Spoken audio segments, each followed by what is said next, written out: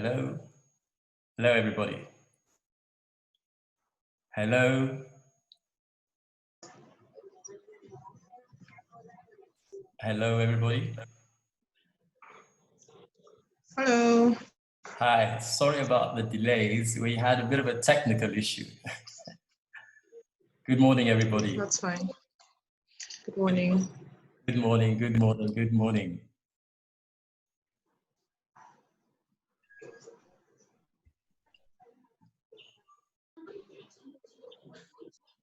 Okay, we're just waiting for,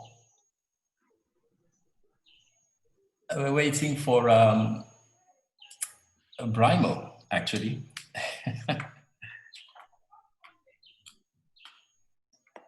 I don't know if everybody can hear me.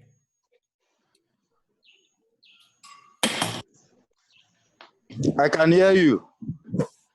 Okay, great. And who am I talking to? Dolapo Falola. What's up? Okay, good. I'm very well, yeah. We've got Deborah in the house. We've got Ọláwálé Koku, Rhonda Robinson, Ibeji. Hi, how are you doing? Big shout out. Ibeji is a very close friend to Brymo, so he's no stranger to this at all. We've got Andy as well, and Zanak Sankey. Thanks for coming in early, but we couldn't get the audio right, so you couldn't hear me. I don't know. Yeah, I can hear you. Okay, you can hear me? Yes, I can hear you. It's Okay, me, Andy. excellent, excellent, excellent, excellent. We've got a few more people coming in, but we haven't yet got Brymo for some reason. So let's see. Let's see. Brymo's not here yet. Yeah, Malik, do you want to say hello to everybody? I've got Malik and I've got Nokia 6.2, Samsung Galaxy S7, Tolani. I mean, you can all say hi. You can test your microphones and say hi, and then we can go back to mute. Yeah, Benjamin as well. You want to say hi? Deborah, you want to say hi? Hello, everyone. Hi. Okay. Dele Kuku, all the way from Brussels. You want to say hi? Yeah, I'm in the house. Okay, cool. Cool. Ibeji, yeah, you said hi. No? Ibeji, we haven't heard from you. Okay. Hi, Coco. How you doing? What's up, Ibeji? Can't wait to hear What did you say? Can't wait to hear this. Oh, well, yeah, loads of us. I think we've got 2 people waiting now. We're 21 at the moment, and he's not here yet. Let me call him, because let me call him and see where he is. But Ibeji, oh, Yes. that's Brymo himself. Brymo, yeah. Can you get in? Yeah, we're ready. We're waiting for you. There are 21 of us. Thanks. Okay, whilst Brymo was coming on, Ibeji, you're a musician at heart, and you're also a close friend to Brymo. So maybe you can fill us in on some things, just to fill the time in, Ibeji. How did you guys meet up? Coco. Yes.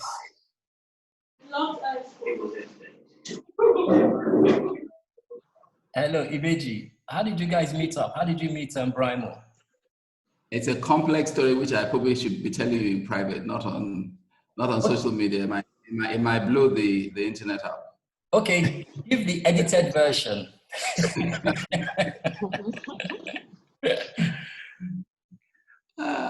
Let's keep the editing till later. Okay. It's Brymo's morning on Sunshine. Let's just hear Brymo. Okay, we're waiting to get Brymo. Waiting to get him. We're not actually doing videos, guys. So could you, if you don't mind, you can turn off your video, because we're not doing videos. Thank you. Thank you. What are you afraid of? Yeah, we've got somebody called Ade the Smooth Talker. Wonder who he is. Ade, is that the same Ade I know? Omotade? Hello, Ade the Smooth Talker. Could you announce yourself? All right, good morning. Good morning. Hi, I did the smooth talker. Are you a Hi. radio personality? You work in the radio? Yeah, I'm an aspiring one. I'm not yet one. I'm in Okay. training actually. I'm Okay. an event host MC, and I'm a big fan of Brymo. Okay. Okay. But Brymo, yeah, but okay, fine. I mean, I think so are the rest of us. So you're not alone there. You're Yeah, not- yeah, yeah. That's why we're here actually. Every one of us. Okay. Yeah. Yeah. And today's my birthday too. Today's my birthday too. Today's my birthday. Happy Happy birthday, Ade. Happy birthday. Thank you. Happy birthday. Thank you very much. Thank you. Yeah, but- Thank you. Ade, the smooth talker. Yeah, but I mean, I don't know if you guys have read Harry Potter. Well, I haven't, but I've had it read to me so often during this period of lockdown. I know all the characters, all the characters. And there's one guy there called Headless Nick, and he celebrates his death day. So yeah, just an aside, doesn't mean anything. When you said birthday, I always think of death day now because of Harry Potter. Oh God, that's funny. Well, it's Yeah. birthday actually. Really. Thank you very much. Thank you, everyone. Okay, we're still waiting. Thank you, Farida. Thank you, Deborah. Thank you, everyone. Thank you. That's tricky. We have somebody called Ọláwálé. Is that Brymo in disguise? That's me. That's me. We caught you, Brymo. You were just there sneaking in quietly.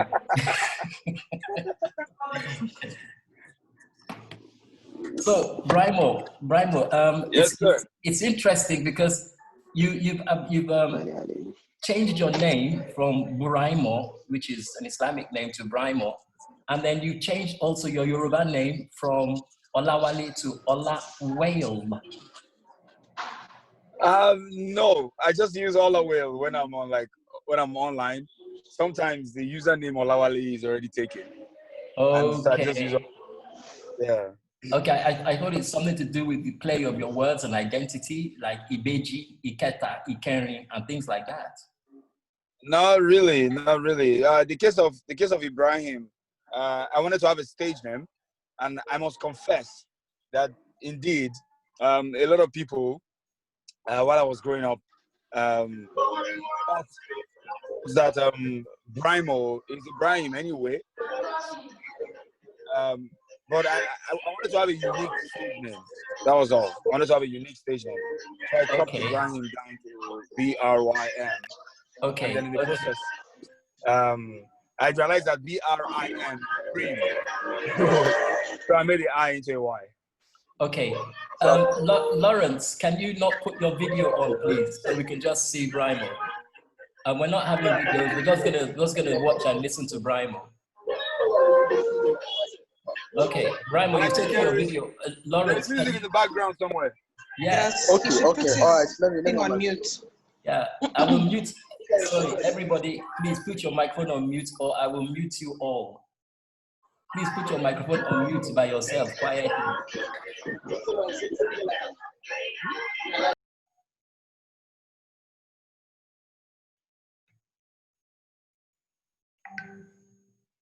Okay. Ọláwálé, you can continue. Please turn your mic. Right. Yeah. No, can you turn your video Yes. off? We don't want to see you. We want to see Brymo. Lawrence, take your video off, or I will remove you. Thank you. Yeah, only Brymo, please. Keep your videos to yourself. Thank you, All right, everybody. Brymo. Thank you. Go.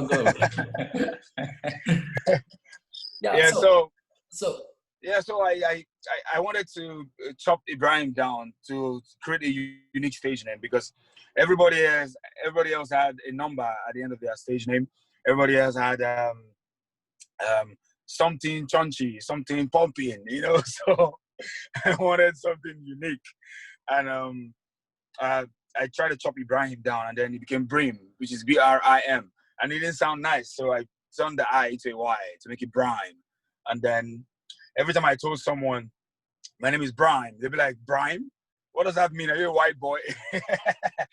And then I'd be like, I don't know. What do I do to make this thing sound nice? So I added the O at some point to make it Brymo. So initially it used to be Brim.O, and then but look, we just say Brymo. So I removed the dots in between, and that was how the RYM and the O came together. And yet it still sounds like Brymo anyway. So yeah. But you know the funny thing is that when you shorten your name to Bryn Yeah. is actually a Welsh name, which means the hills. Whoa. Can Yeah. you imagine? So I mean, even in the iterations that you have chosen for your name, they're all fantastic. They are. Thank you. Yeah. Okay, so you're not Bryn, you're not Ibrahim, you're not Brymo, you are Brymo. Okay. Brymo. You got that. Okay, Brymo, what we're talking about today is essentially the effect of music in conflict situations. Yeah. Now, historically, music has always played a huge part in the psyche of people. And Yes. and even if we talk about peacetime, okay, it's cordial, and it's the first. I think it's what it came even before speech. We are told that speech arose from music, or there's some connection between the two. But in times of war and conflict, the music is fundamental to addressing certain situations. And so what we're trying to do now, I'm just talking a little bit. I'm not going to talk a lot about it. I mean, what we really want to do is hear from you as to how music can be a tool in conflict situations. And when we say conflict, we don't mean an armed struggle. It doesn't necessarily mean a war, because we're in conflict every day of our lives. When we wake up, there's some conflict we have to resolve. Sure. So basically, I think I've said enough, and I'll hand over to you. Yes, music is quite very, very essential. One time I was having a court case. I was sued for contract breach, and it was music that literally carried me through the entire process, because I would wake up every day and listen to music while I was studying the court papers, while I was writing my countersuit. I would just play music, and everything has its uses. When the beat is up tempo and the message is lively and you're expected to dance to the song, it helps you escape. When the music is slow and the lyrics are spewed slowly, it helps you do some kind of a reflection, So music has its unique purposes across the board. When footballers are on the pitch playing football, the fans are singing to hype up the players. In the movies, there's music in the background, and literally there's music in everything. So, yes, in times of conflict, in times of resolve, music is always key, is always important, either as a tool of escape or as a tool of sharing joy, of reflection, there's just so many ways, too many ways to use music. Excellent. Okay.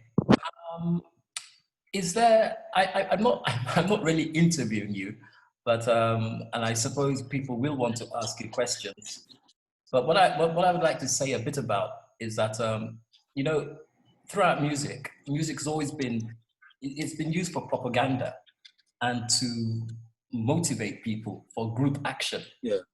And of course, we know the biggest proponent of that is Fela.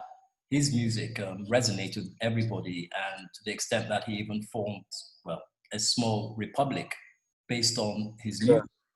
So but it can also be used to build up antagonistic sentiments towards people. And yes, I don't know what your views are on that, the use of music as a propaganda tool and also as a mechanism for building up, say, negative sentiments about a particular group in society. You hear this a lot in some sort of music, and it may even be just reduced to beef amongst artists. So I don't know what your views are on that. Yes, music is a huge tool for propaganda.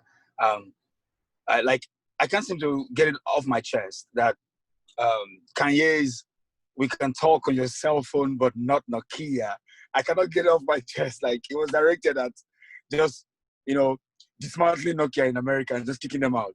And everybody who likes Kanye just will not use Nokia anymore. I don't know why I feel that way. For many years, I felt that way for many years. In Nigerian music, I like to think that there's a lot of back and forth between the boys and the girls, between the men and the women. The men are quite misogynistic in their music. When you can't talk to a Nigerian woman in private, you make a song that tells her to get out. I'm going to be rich soon. You can't talk to me. When I'm rich, don't talk to me. Don't love me there, And over time, there's a pattern that has been created that if you want the attention of Nigerian women, make a song that demeans them, that puts them down. And a lot of young artists do it, and they make music that is misogynistic, and it's hot, and it blows, it becomes big. And maybe just because the women are complaining about how misogynistic the song is, then the PR people, they wing it and then say that it's a hot song. People are talking about it, So yes, music is a great tool for propaganda. I have literally used music to change my story since 2013. One album after the other, prophesying and projecting my aspirations and my opinion of myself, to the public. And after every album, people start to think that I am everything I said I was on the last project. So yes, to a very, very, very great extent, music is is a tool for propaganda. It can do wonders. It can do magic. And same way, you can take music to reshape pop culture, to correct, to actually move people's minds from one point to the next. And I also do that with music.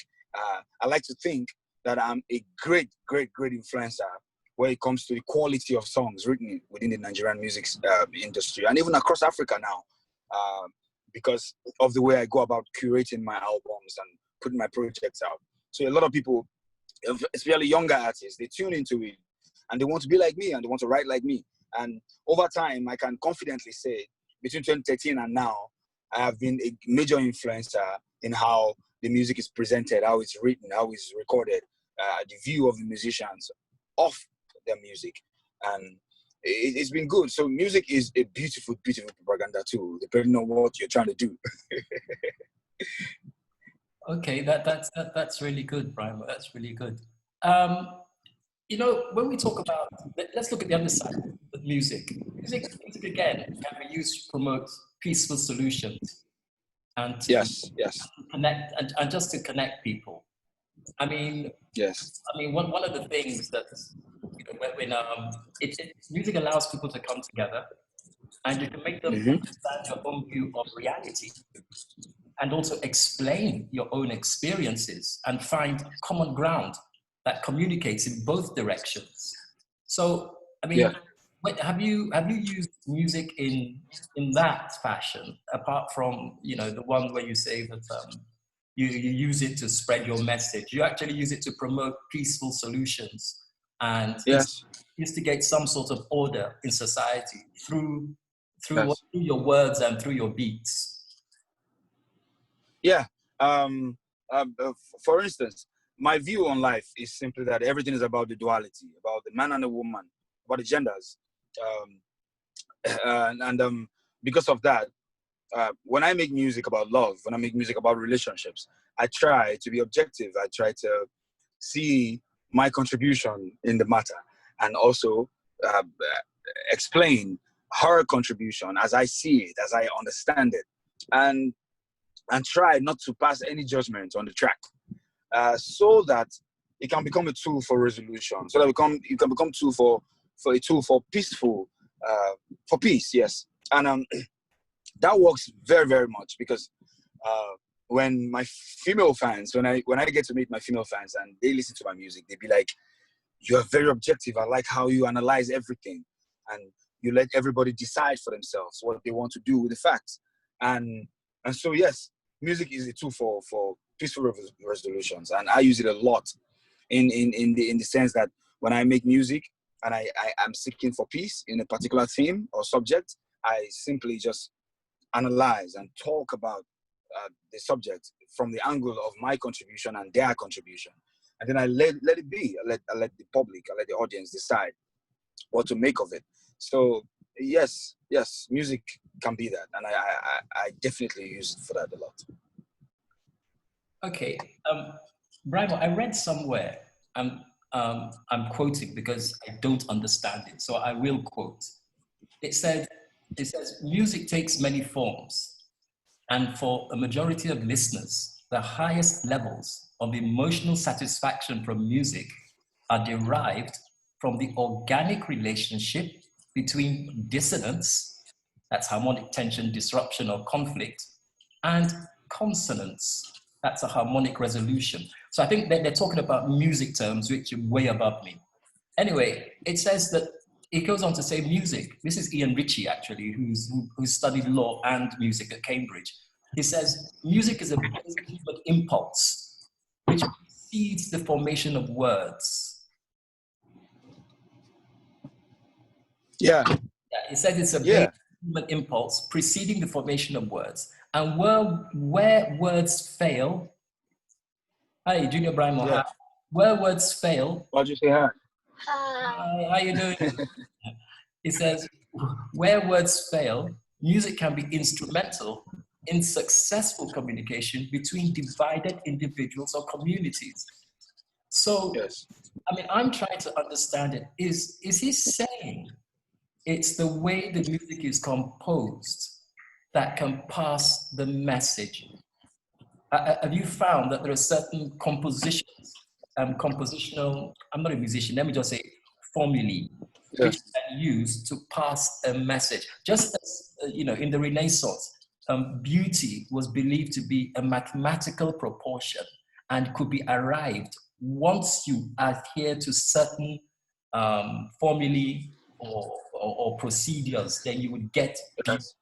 So I don't know, have you found that in your work? Does that come across at all? Yes. Makes a lot of sense.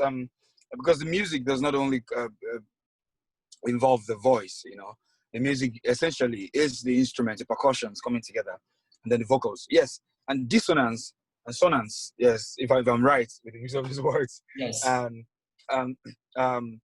Yes, there's chaos, and then there's order, and then everything comes together. Like music is beautiful noise, so it's supposed to actually be noisy. It's supposed to actually be chaotic, and then you put it together, and then you find a middle ground where there is order, and then where there's also chaos, and together everything comes they fit nicely, And yes, I think what has been proposed is apt. It makes a lot of sense because sometimes I put music together because I want people to feel relaxed when they're listening.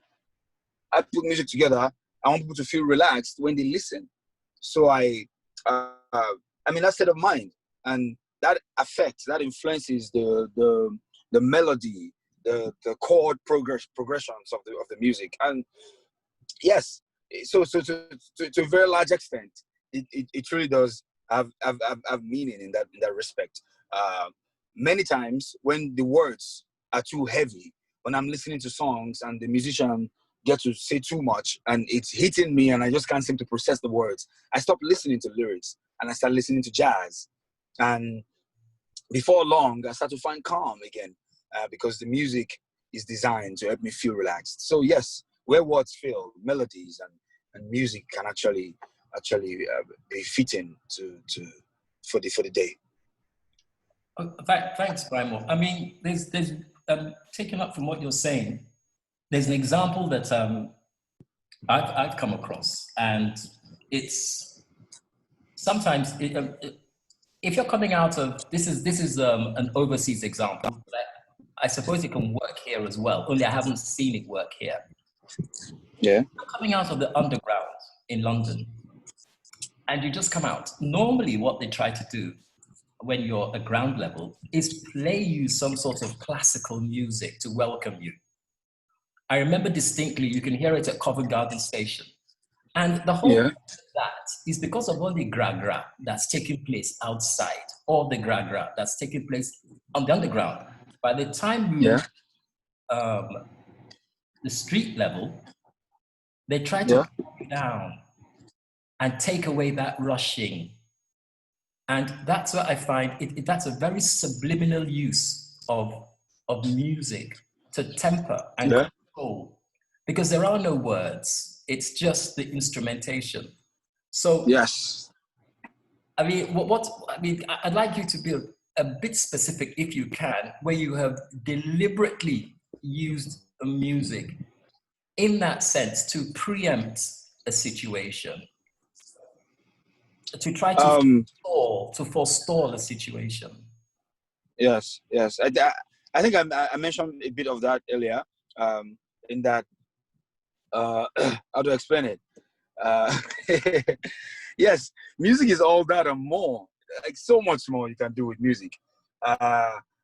For instance, in 2013, I was certain that the Nigerian music market and even the music appreciation was very, very one-sided. And the real problem we had was the problem still persists, of course, which is okay all over the world. I think pop music sort of get to rule the airwaves. But in certain instances, in certain places, there is balance being struck, or at least there is a constant fight to continue to strike balance, irrespective of how popular pop seems to be. People still struggle to strike balance. So in 2013, I wanted for there to be a balance within the music sphere. I wanted it to be music that people don't have to necessarily dance to. I wanted it to be music that's just for reflection, for people to just listen and digest. Whether it's the lyrics, whether it's just the melody construct. I wanted that in 2013, and I started to work towards it. And then I found out that some of the biggest problems we have with content in music is that content creators, musicians, so-called good music artists, they tend to sort of talk too much on a track, and then it becomes boring to listen to, or they are not objective in their analysis of their theme. They are judgmental. They pick sides too easily, and so it becomes the music becomes too selective. People cannot like it because you are busy judging them. So I started to deliberately create lyrics and melody constructs that will, that will sell my demeanor to the audience and get them to feel the way I felt, and then influence their feelings, influence their calm or their restlessness as I seek to do on every song or on different songs. And it works like magic. And sometimes I think the ingredient to doing that as a musician is being objective. It's being very smart when you are dealing with topics and themes in a song. The choice of tempo, choice of melody, all of these things, they come together to affect in a very vast proportion how the music is felt and how it's taken. Okay. I think you've given us quite a lot to think about. I'm going to open up the lines because I'm sure that a lot of people would like to say something. For everybody who's listening, if you want to say something, please just raise your hand and then I will cue you in. But what I do want to end with, something that we are experiencing now in this post-COVID situation. Mm-hmm. And that is essentially, I will call it indiscipline. And we've used indiscipline in a variety of ways here. We've had why, we've had Kai, and all those things, war against indiscipline, kick against indiscipline. But I'm going to take everybody back to 1967, the Aburi Accord in Ghana, which most of us who know a bit about history know that where the Ghanaians tried to assist us or broker some sort of peace initiative. Yeah. Okay. Now, Lieutenant Colonel Ojukwu, he was the governor of the Eastern region. And what he refused to do, he refused to acknowledge Gowon as the Nigerian head of state during that meeting. And he repeatedly referred to Gowon as the chief of army staff, which was Gowon's role in the July mutiny, before the July mutiny of '66, that made Gowon the head of state.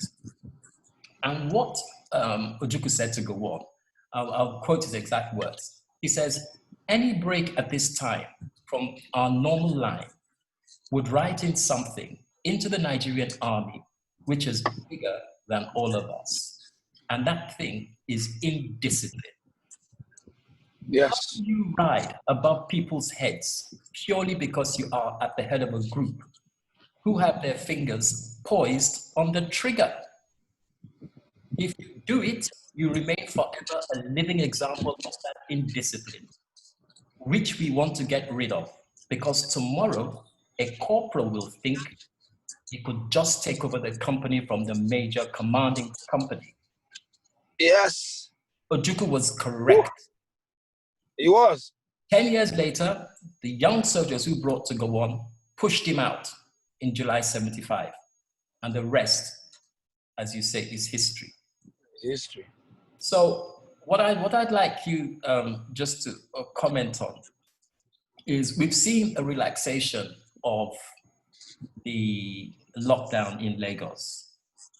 And we have witnessed, a surge in indiscipline. It was creeping, but I have seen all kinds of things, people queuing up at bus stops with wanton abandon, the markets behaving totally normally, people going about as if this virus has gone. So yes. Gosh.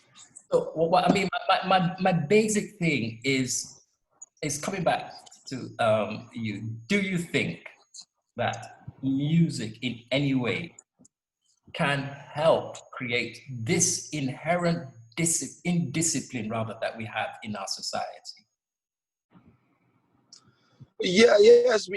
Music has been a major contributor to this indiscipline. The choice of music, even when it's pop music, the choice of themes, the choice of subjects we choose to make our music about, and the choice of music the media chooses to push and spread. And yes, music is a major tool. Like I said earlier, the bulk of the dominant conversation in our music culture, in our pop culture, is misogynistic, is rude, is condescending, is same thing. Like if you look at our Nollywood movies, the stories are always trying to attack a gender or the other. A man is actually a ritualist, and a woman is barren and a witch, and we never seem to project what we'd like to see. All we do is project what we think is the reality, and how harsh it is and how terrible it is, and we keep hammering on it, and then we keep talking about how things are not changing. And so yes, music has been a tool of this indiscipline, and until there is a well-educated media that recognizes the points, in the themes that musicians choose to pick and talk about, music will continue in discipline when it should be in practice a tool of discipline. It should be an opportunity for us to love and care and be discerning and be smart and be careful and be respectful, even as we have fun. Like Lionel Richie's All Night Long, for me, is the greatest dance song ever made. I still dance to it any day, and it's still a beautiful song. It's still a masterpiece, even though it's a dance song. So the fact that music has to be for dance or for listenership has nothing to do with the content being respectful. So yes, music has been a tool of this indiscipline. It has been a major contributor. Unfortunately, it can also be an opportunity for us to roll back, and start to see things differently and start to do things differently by changing gradually the message in our music. I am doing that, and it's working for me like magic. Thank you. Brymo, I'd like to say on behalf of the 43 participants that are here, that it's been very spellbinding listening to you. I mean, you talk from the heart, you talk frankly. It's very impressive that your answers, they fool me, let me put it like that. So, and I suppose that's the magic that you're talking about, because you're a lyricist and you're using your words to weave patterns in our minds. So Thank you so much. I can only thank you. What I'm going to do, Brymo, I would like us to take a short break, and then we'll sign back in, and then we'll ask people to ask you questions. So I think it's good to give us a break, especially you, because I think your boy needs your attention. We'll just take a quick 2-3 minute break, and then we'll come back. Thanks so much, Brymo. Thanks so much. Thank you. Thank you so much. Please sign back in 2-3 minutes. Thank you. All right. What's his name, Brymo? What's his name? Ọláwálé. Ọláwálé. Okay. Shalafaloa. What's up? Okay.